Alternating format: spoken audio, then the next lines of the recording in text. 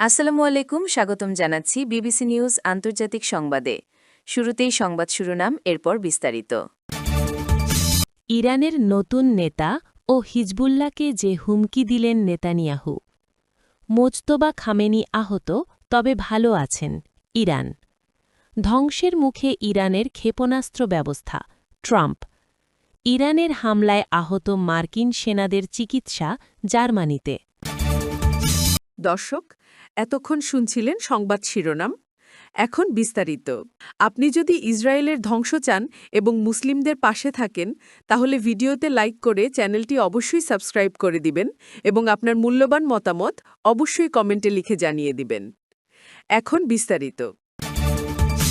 ইরানের নতুন নেতা ও হিজবুল্লাহকে যে হুমকি দিলেন নেতানিয়াহু। ইসরায়েলের প্রধানমন্ত্রী বেনিয়ামিন নেতানিয়াহু বৃহস্পতিবার ১২ মার্চ ইরানের নতুন সর্বোচ্চ নেতা এবং শিয়াপন্থী সংগঠন হিজবুল্লাহকে হামলার হুমকি দিয়েছেন।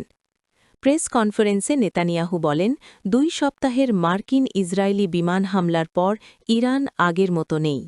তেহরান তার রেভলিউশনারি গার্ডস কর্পস এবং বাসিজ প্যারামিলিটারি বাহিনী সহ বড় ধরনের আঘাত পেয়েছে।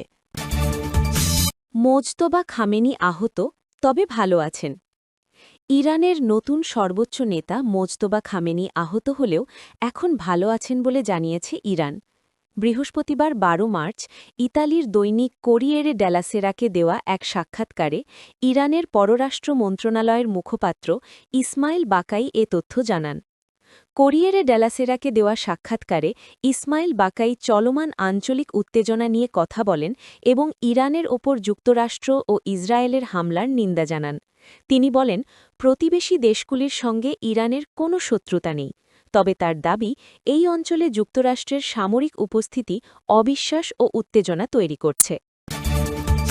ধ্বংসের মুখে ইরানের ক্ষেপণাস্ত্র ব্যবস্থা, ট্রাম্প। ইরানের নৌ ও বিমান বাহিনী, বিশেষ করে দেশটির ক্ষেপণাস্ত্র ব্যবস্থা ধ্বংসের মুখে পড়েছে বলে মন্তব্য করেছেন মার্কিন প্রেসিডেন্ট ডোনাল্ড ট্রাম্প। খবর রয়টার্সের।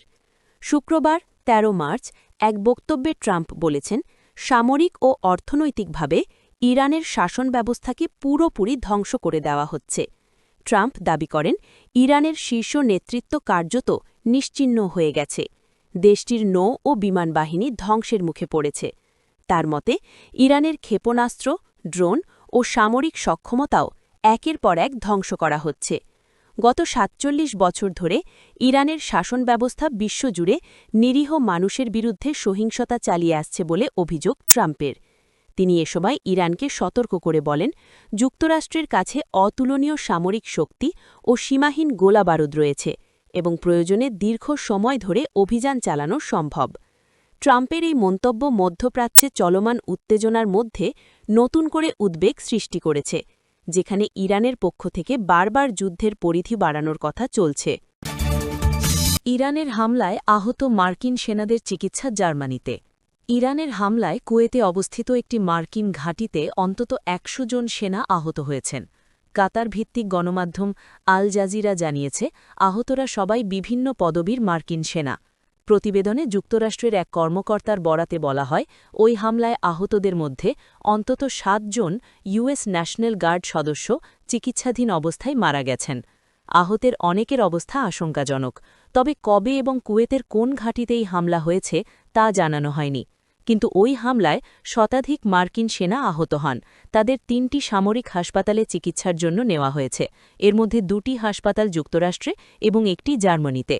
প্রতিবেদন অনুযায়ী জার্মানিতে চিকিৎসাধীন কয়েকজন সেনার অবস্থা গুরুতর। আহতদের মধ্যে অন্তত একজনের হাত বা পা কেটে ফেলতে হতে পারে বলে আশঙ্কা করা হচ্ছে। মধ্যপ্রাচ্যে চলমান উত্তেজনার মধ্যে এই হামলার ঘটনায় নতুন করে উদ্বেগ তৈরি হয়েছে। একই সময় যুক্তরাষ্ট্র ইরানে হামলার মাত্রা বাড়িয়েছে। পাল্টা জবাবে ইরানও মিসাইল ও ড্রোন ছুড়ছে।